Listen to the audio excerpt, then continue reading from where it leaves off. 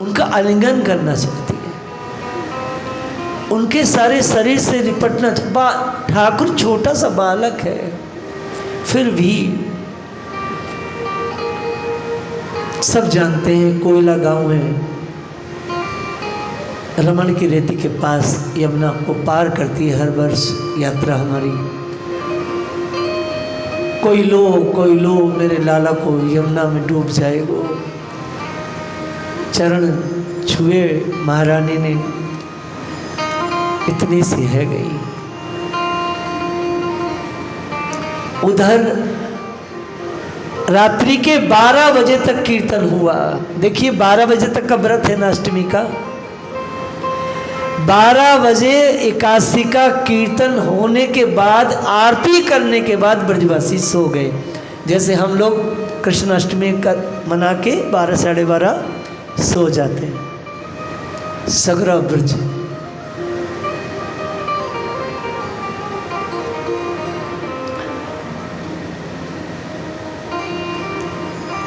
देवियों, वसुदेव जी लेके आए हैं लाल जी को पधारा है।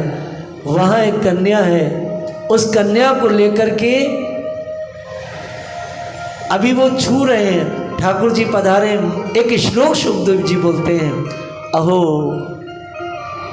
मेरा भाग्य देखो, ईश्वर हाथ में है, ईश्वर की आज्ञा से मैं उनको यहाँ त्याग के और माया को गले लगा के जा रहा हूँ। देखो मेरा कैसा दुर्भाग्य है। इसलिए मैं कहता हूँ इस श्लोक के टीका में कि अगर खूब भक्ति हो रही है आप सबकी, अभी सुबह किसी माई ने मुझसे कहा भी है, और उसके जीवन में कष्ट आ रहे हैं जा रहे हैं, तो उसका था कि महाराज भगवान भक्तों को ही कष्ट क्यों देते हैं? अरे जरूर कोई पाप होगा। नहीं, कई बार भगवान की आज्ञा से भक्त अपने प्रारब्ध को भोगते हैं, अर्थात दुख को भोगते हैं। कोई पाप नहीं है। आप इस तरह की बात ना किया करें। वसुदेव जी को आज्ञा है कि आप फिर पुनः दुख के सागर में डूब जाएं।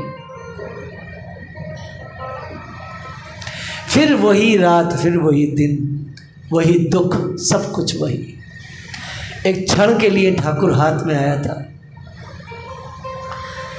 गोकुल में ठाकुर जी आ गए, पधर गए। उस कन्या को लेकर के गए, कंस ने उसको देखा, सब हम जानते हैं। एक लात जमाई कंस के माथे। यह कोई साधारण नहीं, योग माया थी, महामाया थी।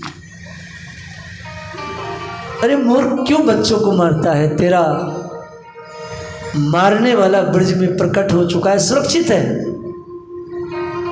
कंस ने कहा माता जी प्लीज प्लीज मुझे बताओ वो कहाँ है, मिलना चाहूंगा।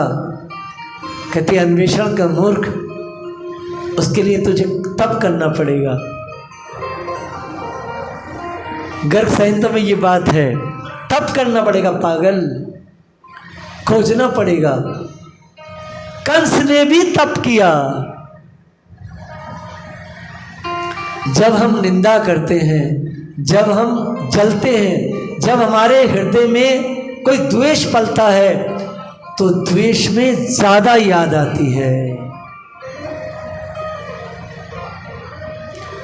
वो मूर्ति हृदय से निकलती नहीं।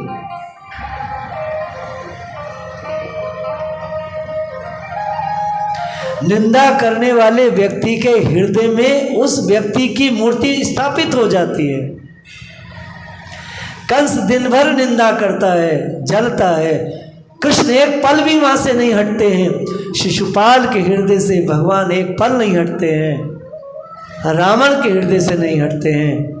हिरण्यकश्यप के हृदय से नहीं हटते हैं। ये जितने भी सुंदर संसार के निंदक हैं, इसलिए कबीर जी ने कोई वैसे ही नहीं कह दिया, निंदक नियरे राखिए छावना कुटी छाई। जी जलता है। निंदक रस, प्रेम का रस नहीं ले पाता, उसको ईश्वर तो मिल जाता है, उसे सन्मार्ग तो मिल जाता है, लेकिन प्रेम रस से वंचित रह जाता है। क्योंकि मेन क्या है शरीर का, प्रेम रस का प्रकट्य शरीर में हो जाए, उसे प्रेम नहीं मिल पाता, छाती जलती रहती है।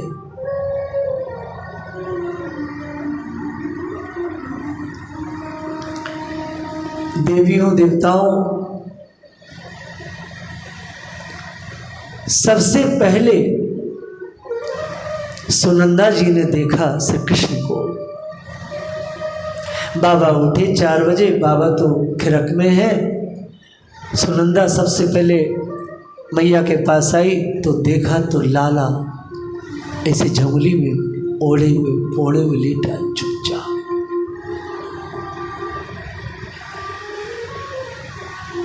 जय श्री कृष्ण, जय श्री हरि, जय श्री हरि, जय श्री हरि करते हुए कपड़ा ऐसे खोल रही है ठाकुर जी को कि लाली भई है कि लाला, और देखो तो लाला है। तो जोर से चिल्लाती हुई गई नंद बाबा के पास, भैया भैया लाला भयो है।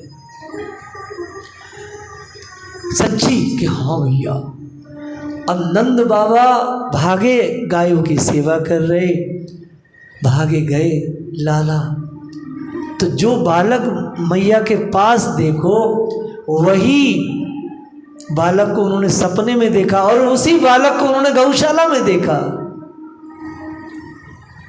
ठाकुर जी कौतुक है ना, बाबा को दिखाया। सारे ब्रज